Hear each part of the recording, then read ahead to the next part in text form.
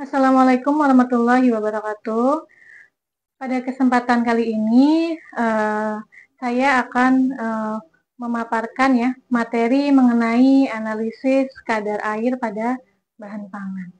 Nah, seperti kita ketahui bahwa air itu adalah suatu senyawa ya atau suatu komponen yang penting dalam bahan pangan karena air ini dapat mempengaruhi kenampakan, kesegaran, tekstur, dan juga cita rasa pangan.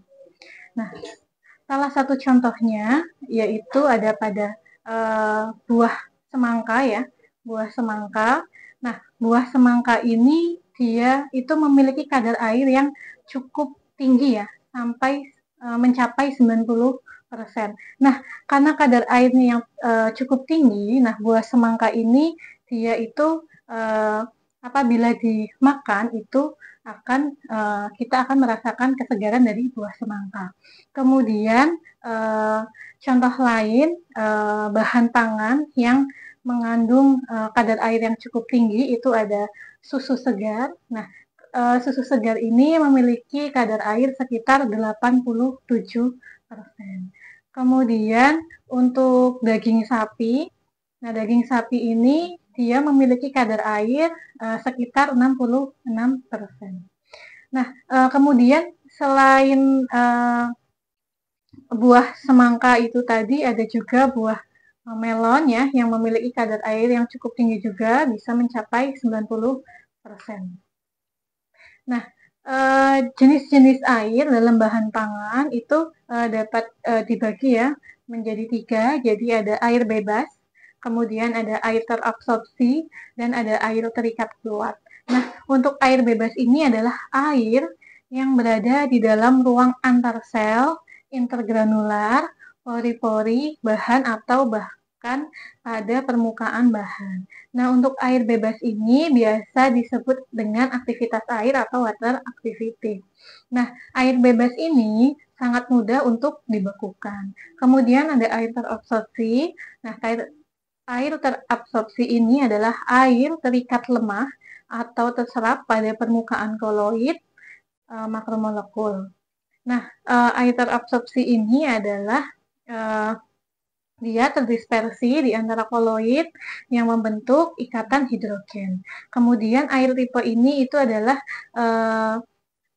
airnya itu relatif bebas bergerak dan relatif mudah dibekukan. Kemudian ada air terikat kuat. Nah, air terikat kuat ini biasa disebut dengan air hidrat. Nah, air hidrat ini membentuk hidrat dengan beberapa molekul lain dengan ikatan yang bersifat ionik. Jumlahnya pun juga sangat kecil dan sangat sulit untuk diuapkan atau dibekukan. Nah, dalam pengukuran kadar air, jadi air yang diukur pada bahan pangan itu adalah gabungan dari air bebas dan air terabsorpsi. Nah, kadar air ini nantinya dinyatakan ke dalam persen dan dalam skala 0 sampai 100. Kemudian untuk aktivitas water itu dinyatakan dalam desimal ya pada kisaran 0 sampai 1,0.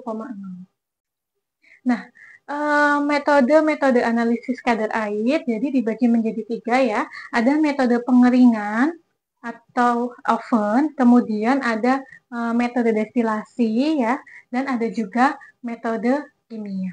Nah, untuk metode pengeringan atau metode oven itu metode penggilingan atau metode oven itu memiliki prinsip ya perhitungan selisih bobot bahan sampel sebelum dan sesudah pengeringan. Kemudian selisih bobot ini itu merupakan air ya yang teruapkan dan yang nantinya dihitung sebagai kadar air bahan. Nah, metode pengeringan ini itu ada 2 ya, jadi ada metode oven dan ada metode oven vakum. Apa sih perbedaannya antara metode oven dan metode oven vakum ini? Jadi, kalau metode oven, sampel yang digunakan itu adalah sampel yang atau produk yang uh, tidak memiliki senyawa yang mudah rusak atau senyawa volatil yang terkandung di dalam sampel. Kemudian suhu pemanasannya atau suhu pengeringannya itu adalah 100 sampai 105 derajat Celcius.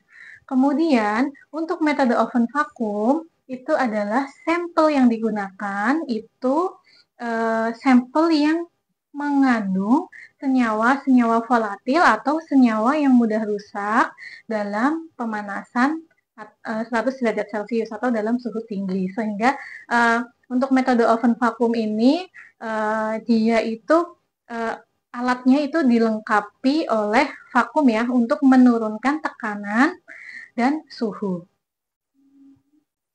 Nah, berikut saya gambarkan ya atau saya skemakan ya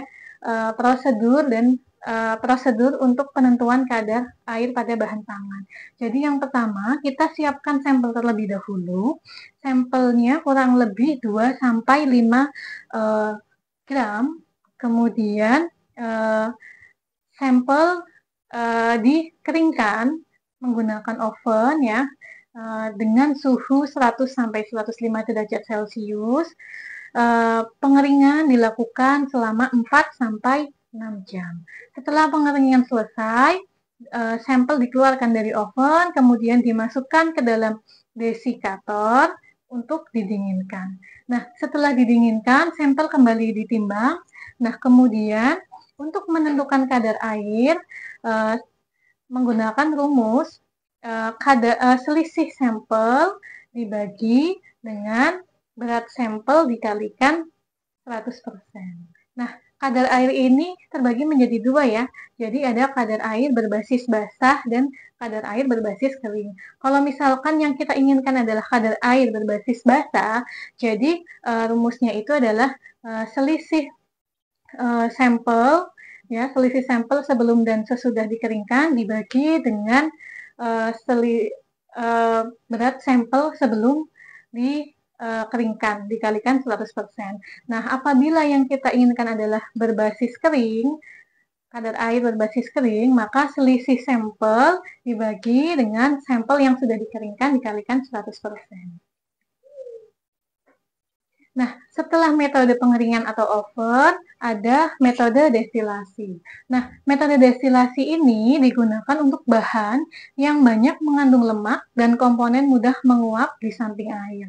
Prinsip dari metode ini adalah menguapkan air dengan cara destilasi menggunakan pelarut invisible atau pelarut yang tidak dapat bercampur ya. Kemudian air ditampung dalam tabung yang diketahui volumenya. Jadi pelarutnya itu dia tidak harus memiliki sifat tidak bercampur dengan air supaya nanti pada saat penampungannya itu dapat dipisahkan antara air dan pelarut yang digunakan.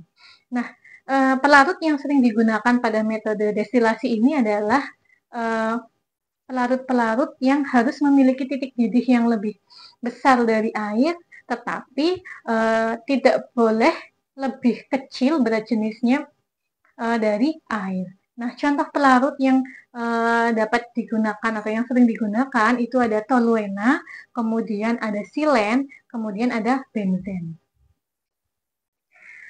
Nah, untuk prosedur metode destilasi, jadi yang pertama kita, jadi sampel yang akan kita gunakan itu diperkirakan ya, itu mengandung 2-5 mili kadar air. Nah, sampel tersebut kemudian dilarutkan dalam pelarut kira-kira 75-100 mili.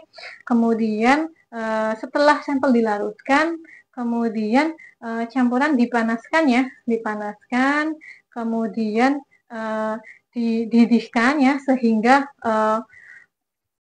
terbentuk uap. Nah, uap yang keluar itu nanti dialirkan ya melalui kondensor ya, dialirkan melalui kondensor ya atau alat pendingin yang kemudian uap tersebut dia akan mengembun ya, berubah menjadi tetesan-tetesan ya, yang kemudian tetesan-tetesan tersebut ditampung dalam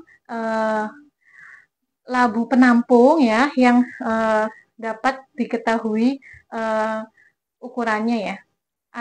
dapat diketahui ukurannya. Nah, ketika si tetesan embun itu ditampung ya, jadi nanti terbentuk ya di labu penampung itu ada terbentuk dua lapisan ya, di mana lapisan yang bawah ya, lapisan yang bawah itu adalah air ya. Kemudian lapisan yang atas itu adalah pelarut. Nah, dari situ nanti pelarut dan air bisa dipisahkan dan bisa diukur volumenya. Nah, keuntungan dari metode destilasi ini adalah yang pertama, dapat digunakan pada sampel dengan kandungan air yang relatif kecil. Kemudian, yang kedua, waktu yang diperlukan relatif singkat. Yang ketiga, dapat terhindar dari terjadinya oksidasi senyawa lipida dan dekomposisi senyawa gula.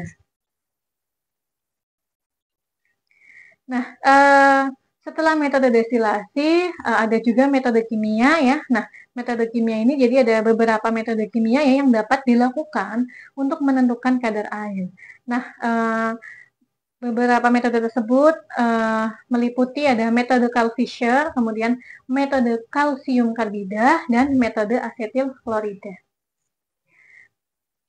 Nah, untuk metode Carl-Fisher ini metode ini dapat diterapkan pada bahan berupa cairan, tepung, madu, dan beberapa produk kering. Prinsip dari pengukuran metode Carl-Fisher ini adalah melakukan titrasi sampel dengan larutan iodin dalam metanol dan piridin.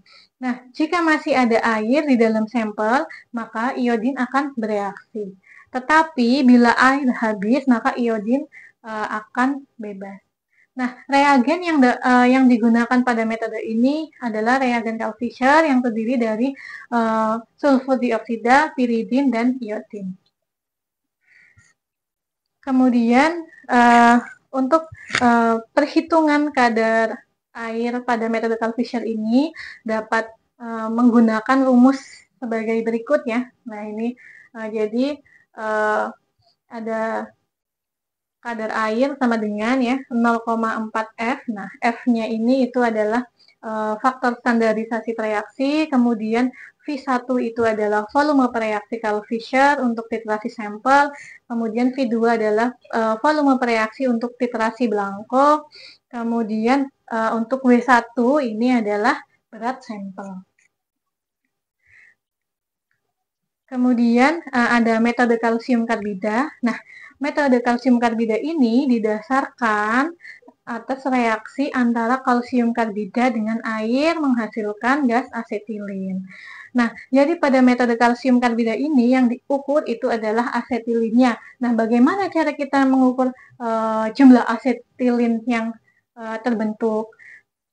Nah, jadi ada beberapa cara ya untuk mengukur jumlah asetilin. Nah, yang pertama, kita dapat mengukur ya selisih bobot campuran bahan sebelum dan sesudah reaksi.